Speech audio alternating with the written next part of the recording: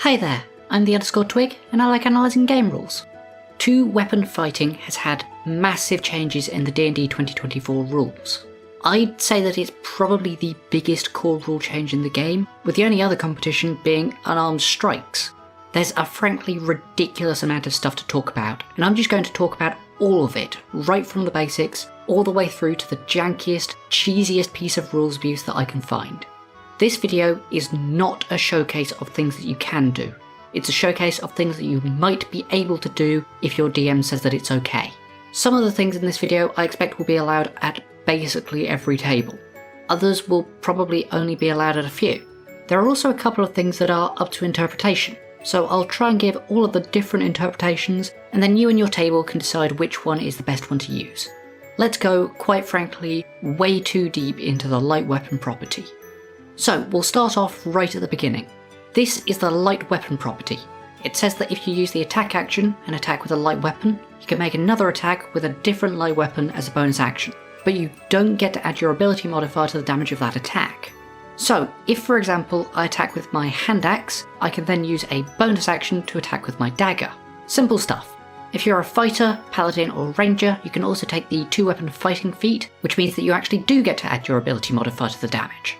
You can only do this extra light weapon attack once per turn. So if you had some way to, say, do an extra light weapon attack without using a bonus action, you can't also do a second one with your bonus action as well. Now, how would you get to do this without using a bonus action? That's where the new Nick Weapon Mastery comes in. Weapon Masteries are like new special techniques, available to the Barbarian, Fighter, Paladin, Ranger and Rogue, or you can also get one from a feat called Weapon Master. The Nick Weapon Mastery says that if you would get to make a bonus action attack from the light weapon property, you don't need to use a bonus action. You can just do it immediately, as a part of the attack action. This here is where everything changes. The rest of this video is going to be split up into 5 sections. The available weapons, freed up bonus actions, the dual wielder feat, replacing your attacks, and finally a massive section with its own subsections all about swapping weapons mid-turn, or as it's been nicknamed, Juggling. By the way, if you're coming from the 2014 rules, they made all of the fighting styles into feats for some reason. You still get them at first level on a fighter or second level on a paladin or ranger, they're just in a different section of the book. Whenever I talk about the two-weapon fighting feat, I'm talking about the fighting style. Same for any of the other fighting styles that I bring up as well. I'm also now going to use this opportunity to bring up my Patreon. That's right, no weird misleading segues this time, I'm playing it completely straight. These lot are great. They pay me for the content that I make, and I'm a greedy sod who's just in it for the money. Being a small YouTuber is so profitable, like you have no idea. It's definitely the main reason that I make this stuff. SK in particular is really awesome because he pays me more than all of the others. It's great. Right, we'll start by having a look at all of the different light weapons. There are 8 of them, and we can split them into 2 categories. Nick Weapon Mastery and Other Weapon Masteries. You typically will want one from each category. Every single weapon here has a use case, although some are more common than others. We'll start with the short sword and scimitar, which are probably the most standard vanilla options. They're finesse, so you can use either strength or dexterity with them, and they do d6 damage, which is the most of any weapon here, at least the most natural damage. The short sword also has the Vex Weapon Mastery, which gives you advantage on your next attack if you hit with the short sword. That's pretty nice. If you're specifically a strength-based character though, you can exchange your short sword for a hand axe, which also does d6 damage with Vex, but swaps out the finesse property for the thrown property with a range of 2060. Put a pin in that, we'll be coming back to it later. Whilst we're on the subject of throwing, the dagger and light hammer are Nick weapons that also have the thrown property with a range of 2060. Pin still firmly inserted into the thrown property. They only do d4 damage though, slightly less. The dagger has the finesse property, but the light hammer does bludgeoning damage, which means that it benefits from the crusher feat. So every time you hit someone with it, you can push them 5 feet in any direction. Probably the least useful one is the sickle, which is the only simple Nick weapon which does slashing damage, so could benefit from the slasher feat. That's incredibly niche, and I don't think that it will come up often. Now we have the club, At base, this is just a 1d4 non-finesse weapon, although it is the only one here with the slow mastery, which reduces the target speed by 10 feet. What it's hiding though is that the club can benefit from the Shillelagh cantrip, which anyone can access through the Magic Initiate Druid Origin feat. This means that the club is actually the most damaging light weapon, and you can use either Intelligence, Wisdom or Charisma instead of your Strength to attack with it. On something like a Ranger or a Paladin, or even an Eldritch Knight or a Valor that's very worthwhile. And finally, we have the hand crossbow, which is the only ranged weapon here, shooting with a range of 3120. It's worth noting that the hand crossbow has the ammunition and loading properties, so normally you need to have your second hand free.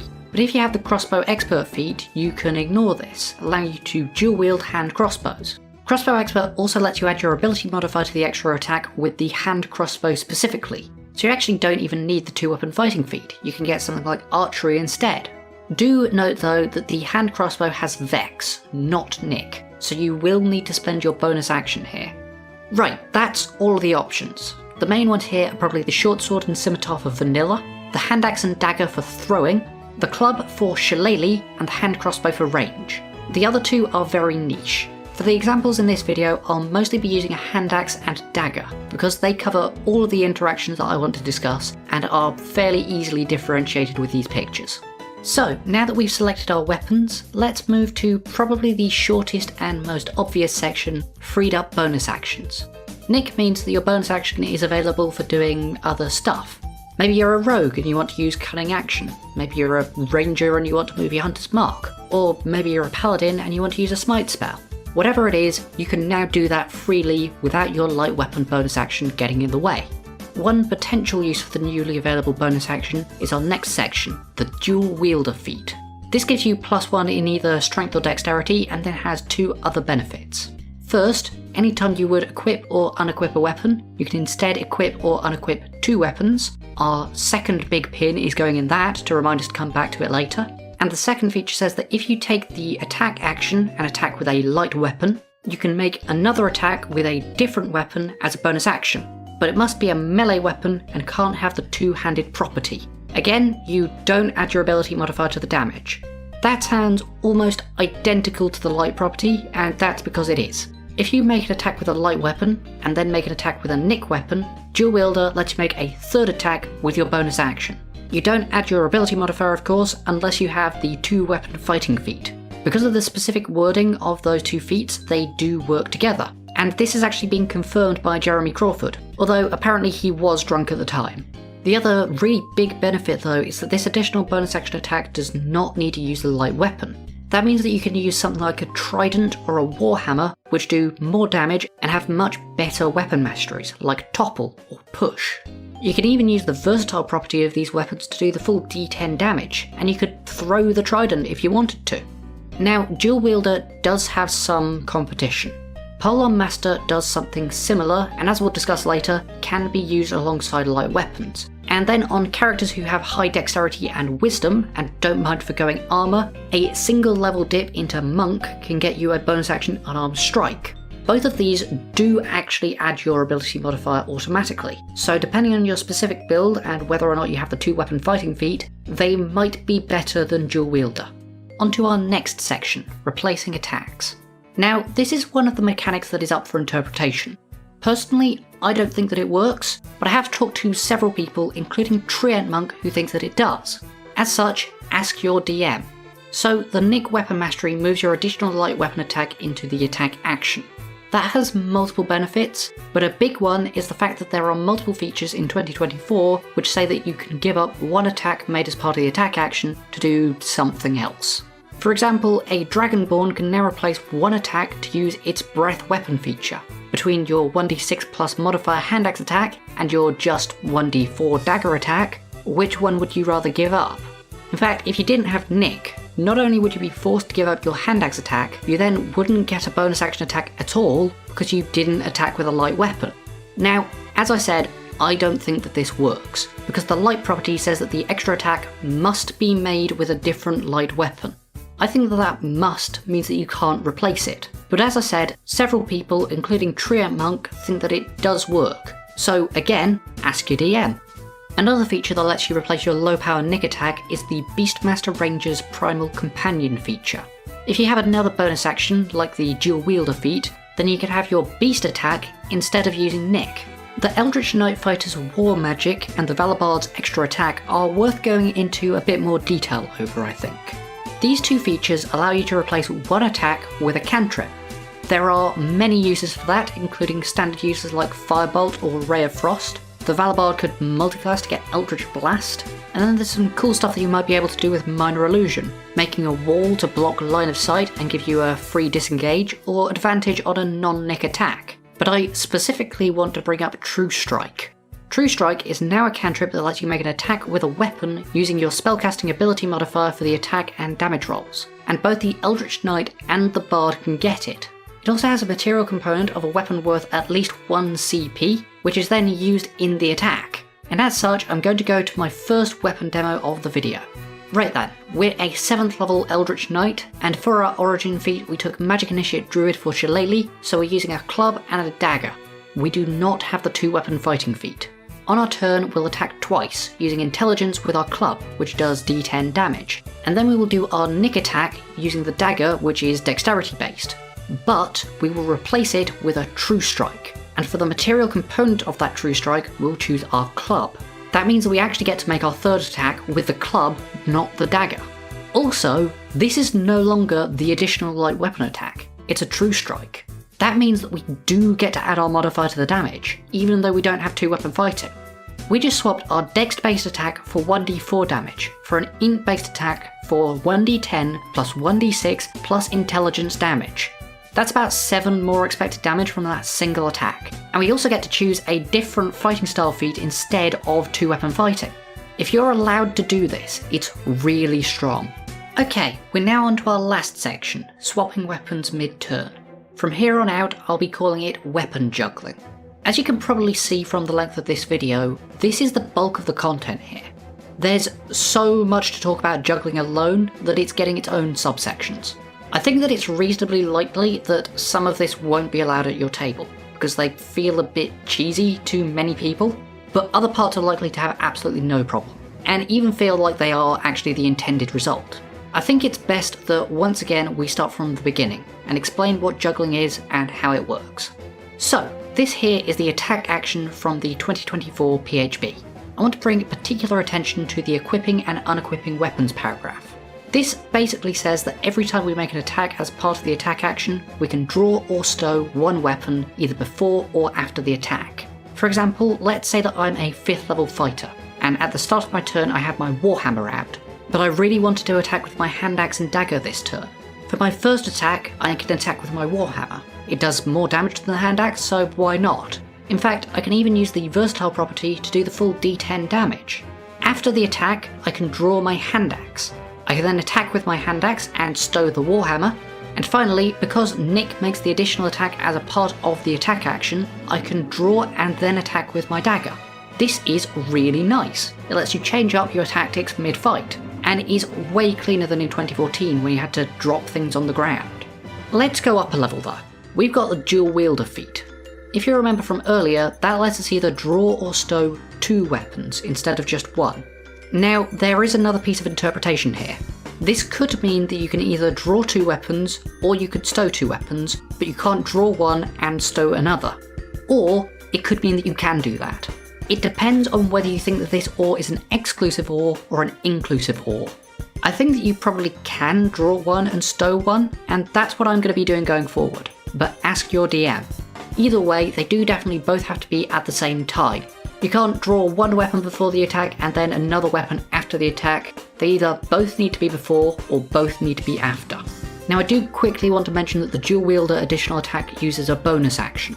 Because that's not the attack action, you can't swap with it. What you can use, however, is the fact that once per turn you can interact with one object. And through a fairly convoluted chain of references, this essentially leads you through to once per turn you can do the utilise action for free, and that can include drawing a weapon. So now we have 2 draws and stows before or after each attack, then 1 additional free draw or stow opportunity which can be done at any point during our turn. Hi there, Editing Twig here. I really don't like how I just explained that, so I'm going to give it another shot. Once per turn, you can interact with one thing, whether that's to open a door, grab a potion, or draw a weapon. It's not actually the utilise action, so something like donning a shield or dropping some caltrops doesn't work, since they specifically require an action, unless you're a thief. What's important is that once per turn, at any point during your turn, you can draw or stow one weapon for free, or if you have a dual wielder, 2 weapons for free. You don't need to have taken the attack action to do this. If you do decide to do this, however, you can't also pull out a potion as well. I mentioned the free utilise a couple more times in this video, so this insert applies to all of those too, and when I mention the utilise action, I'll be showing the interacting with things text box rather than the utilise action one. Editing twig, out.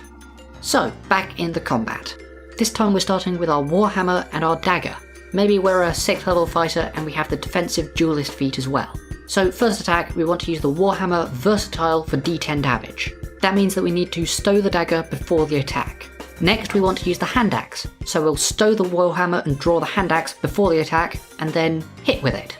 We now have our nick attack, so we'll draw our dagger to do it. And then we'll use our free utilise, stowing our hand axe and drawing the Warhammer, which lets us make our dual wielder bonus action attack with the Warhammer. We can't make that Warhammer attack with Versatile unfortunately, since our other hand has the dagger, so it will just be a D8. Okay, I'm going to insert an opinion now. I think that this is absolutely fine and completely intentional. If you couldn't do all of these swaps, then there would be no way to get both the nick attack and the dual wielder attack with a non-light weapon. That requires at least 3 different weapons and for you to cycle through them pretty rapidly. If you think that it looks a bit silly, have you ever played Breath of the Wild, God of War, or basically anything by Platinum? This is just the same thing as that. Right, in that last demo we couldn't get the final hit with the Warhammer using the Versatile property. Furthermore, what if your DM says that you can't use dual wielder to both draw and stow? It has to be one or the other. That's where the Throne property comes in. This says that when you throw the weapon, you can draw it for free as a part of the attack. Also, after you throw it, it's not in your hand anymore. This means that the Throne property on our hand axe and dagger basically gives us an additional free equip and unequip. So we've got the same scenario as before, but this time our 3rd weapon mastery is on the Warhammer, which has push, allowing us to push the target we hit 10 feet away. We start with our Warhammer and our dagger. Attack 1, we stow the dagger and versatile attack with the Warhammer. Attack 2, we stow the Warhammer, then with our hands empty, we use the Throne property of our hand axe to immediately draw and then throw it. Hands once again empty, we do the same thing again, drawing and then throwing our dagger for the nick attack. And then afterwards, we use that attack to redraw our Warhammer. Finally, we can do our dual wielder bonus action attack, versatile with the Warhammer, and then use our free utilise action to draw another dagger, meaning the defensive duelist is once again online. These thrown weapons can be used by absolutely anyone at any time, and as such, I genuinely think that any character with a spare mastery should probably just put it on the dagger. In these 2 demos, I've both started and ended with the same weapons, Warhammer and dagger. This is what's called a circular juggle. It starts and ends in the same place and can be done repeatedly. There are various other types of juggle as well, such as a flip-flop juggle, which switches between 2 different loadouts on alternating turns, and the switchover juggle, which is basically anything else. The first juggle I did, where I started with the Warhammer and ended with the hand axe and dagger, was an example of a switchover juggle. So, up to now we've had 4 attacks, but can we do better than that? The answer is yes we can. Let's look at the Cleave weapon mastery. It says that if you hit with a Cleave weapon, you can make another attack against another creature within 5 feet of your target with the same weapon, but you don't add your modifier to the damage.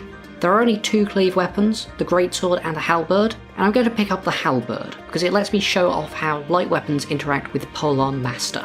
This one is actually barely a juggle, to be honest. So, we're going to start with our Halberd equipped. Our first attack will be with a Halberd, and then we'll cleave them. That's 2 attacks so far. Next, because the two-handed property says that you only need to hold the Halberd with 2 hands whilst attacking, we can just let go with 1 hand for free, throw a hand axe, throw a neck dagger, and then immediately after the attack action where we attacked with a weapon that has the heavy and reach properties, the Polon Master feat says that we can make a bonus action attack doing 1d4 plus strength, using the other end of our Halberd. That there is 5 attacks total, although one of them has to be on a different enemy. If you think that it's unrealistic that there were 2 enemies standing next to each other and no one within 5 feet to give disadvantage on the throwers, at level 11, when the fighter gets their second extra attack, there is a juggle that you can do which cycles through the Warhammer first to push 2 enemies together, and then you can cleave, light and nick from there. I'm not going to explain that here though, so consider it optional homework. It's also completely unnecessary because of the 9th level tactical master feature. Now, in that cleave juggle, we only had 1 attack that benefited from our 2-weapon fighting feat, and that means that it only added 4 damage, assuming that it hit. What if, instead, we took the thrown weapon fighting feat? That adds 2 damage on each of those 2 thrown weapon attacks. Technically, this is better because it lowers the variance of the damage. Let's visualise that with an easier to understand example. I'm going to give you 2 options. Option 1, flip a coin, and if it's heads, I'll give you 100 hypothetical pounds. Or hypothetical dollars, most of you are in the USA. That would also be hypothetically cheaper for me. You have a 50% chance to get 100 hypothetical dollars, and a 50% chance to get 0 hypothetical dollars. That means that the mean average is 50 hypothetical dollars. Option 2, flip 2 coins, and for each heads I'll give you 50 hypothetical dollars. You only have a 25% chance of getting 100 hypothetical dollars, but you have a 50% chance of getting 50 hypothetical dollars, and just a 25% chance of getting 0 hypothetical dollars. Again, the mean average here is 50 hypothetical dollars. Which one do you pick? It typically depends on your risk appetite. I'm relatively low risk, so I would take option 2. My chance of winning the jackpot is significantly reduced, but more importantly, I'm more likely to win something. The same is true here with these 2 attacks. 2-weapon fighting adds +4 to one of them, but thrown weapon fighting adds +2 to both. I think that thrown weapon fighting is the better option here. So why do I bring all of this stuff about fighting styles up? Well, it's because I've saved the most controversial result of the new rules for last. In all of my demos so far, I've attacked using the hand axe in my right hand and the dagger in my left. Here's the light weapon property again. At no point does it say that you have to do that. You also don't have to still be holding onto the other weapon when you make your additional attack. What this means is that you can make a light weapon build which uses a shield, and only ever attacks with the other hand, meaning that it can also benefit from the dueling feat. Now, if there is one thing that your DM will ban, it's this one. I don't personally think that it's a problem mathematically on the damage end. It at worst adds like 1.2 damage per round, but a lot of people don't like it. So, as you probably should have been doing for a while now, ask your DM. I will also not be using this in any future videos. So in this scenario, we're 5th level and have the dual wielder feat. We're going to start with a warhammer and a shield. We'll attack with the warhammer. That benefits from dueling, and we also get to stow the warhammer and draw the hand axe. Now we'll attack with the hand axe. That benefits from dueling, and we'll stow it and draw the dagger. We'll nick with the dagger. That benefits from dueling, and we'll stow and then re-equip the warhammer to make our dual wielder bonus action attack, which benefits from dueling. 4 hits of 2 damage instead of 2 hits of 4 damage. Do you flip 2 coins for 50 each, or 4 coins for 25 each? Either way, the shield is giving you +2 AC, and that is, I think, the only bit here that is a mechanical problem. If you want to make a homebrew ruling that shuts it down, I'd recommend saying that you can't make extra attacks as a result of using a weapon that has the light property whilst you are wielding a shield. That should prevent this particular shield-based abuse from working without getting in the way of any of the other fun stuff that you can now do. Right, so there's one last thing that I want to just quickly go over, and it's all about when you attack with the nick weapon. Unfortunately, the nick property doesn't say how you trigger it. It just says that you can make the extra attack as part of the attack action. There's 3 possible interpretations here. First, you don't need to attack with the nick weapon at all. Nick says that you can make the attack as part of the action, it doesn't say that you need to use the nick weapon. Effectively, nick is just a passive effect. I think that this is pretty clearly wrong. You definitely are supposed to attack with the nick weapon at some point. The second interpretation is that you need to attack with the nick weapon first, which then moves the bonus action into the action. Effectively, every time I've been attacking with the hand axe and then the dagger, you just need to swap them round. Dagger first, hand axe second. This would technically increase the damage a little because of how it interacts with the Vex, and it also means that you can make your light weapon attack from crossbow expert without using a bonus action. All you need to do is just chuck a dagger first. The third interpretation is, I think, the mechanically weakest one, but it is also the one that I subscribe to. You need to make the nick attack with the nick weapon. Right, that was a lot, so we'll just speed through a recap and all of the engagement guff so I can get to the sappy emotional bit at the end. So, light weapon property. You can make an attack with another light weapon as a bonus action, but you only add your modifier if you have the 2-weapon fighting feat. Nick lets you instead do that for free. There's a bunch of weapons, but some have finesse, some can be thrown, the club works with shillelagh, and the hand crossbow has crossbow expert. The dual wielder feat gives you another attack, although this one definitely uses your bonus action, and you might be able to replace your bad nick attack with a class feature like the Eldritch Knight's War Magic. Finally, juggling is really freaking complicated, incredibly deep, and I absolutely love it. If you've enjoyed this total breakdown of the light weapon property, great. I've been wanting to make this for the best part of a year. I have plenty of similar videos like this one about opportunity attacks and bonus action spells, and I'll have more coming out soon, so why not subscribe? Please discuss this stuff with your DM and table to make sure that you're all clear on how you're going to rule it all. Why don't you just share this video so that everyone is going in with all of the details? Sharing is the best way to help me out as well. Right, that's that sappy stuff time. Roughly 2 years ago, I made my first video about 2-weapon fighting based on the rules in Playtest 2 Expert Classes. The number 2 is incredibly important to me. There are 2 T's in my username, and the first 2 letters of Twig are the first 2 letters of 2. Maybe someday I'll tell you all more about myself and Denna, the binary currently on your screen, but I'm not quite at that point yet. For now, thanks to everyone who's been watching me for these past 2 years. Thanks again to my patrons, and thanks to SK with your 2-letter name. Bye!